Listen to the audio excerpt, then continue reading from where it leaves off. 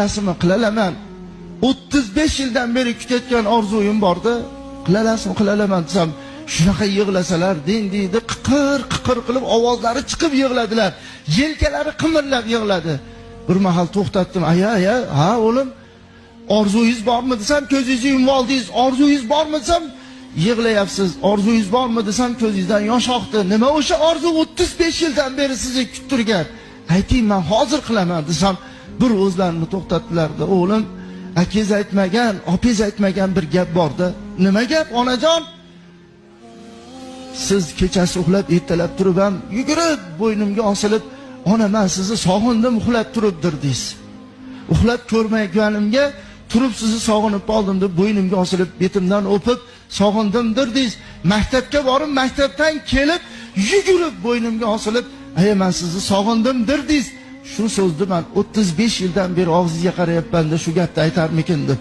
Shu gapni bir marta bo'lsa ham ayting o'g'lim, armonim qolmasin dedilar deydi. Ichimdan deydi bir hayqiriq, bir o'kiriq keldi-da deydi. Dod deb turib, oyoqlarini quchoqlab, "Ona, men sizni rosa ham sog'indim" deyishimni bilaman. Ey Robbim, dunyoga farzand keltirib, onalik baxtidagi, onalarning ichidagi eng baxtli onaman. Chunki meni armonim, orzuyim qolmadi. Men farzandlarimdan roziman. Sen ham meni farzandlarimdan rozi bo'lgin dedilar-da. La ilaha illalloh Muhammad Rasululloh deb jon taslim qildilar-u, endi armon menga o'tib qoldi dedi. Nima desam, qaniydi onam hayot bo'lsa-yu, soatda, kunda emas, soatda aytardim deyapti. Qabrlariga borib ham aytib kelyapman, "Onajon, shunchalik ham qadringiz men uchun balandmidiki, men o'zimni gangitib qo'ydim. Men vos-vos bo'lib qoldim, uyimda tura olmayapman. Onajon, taomni mazasini esdan chiqarib qo'ydim.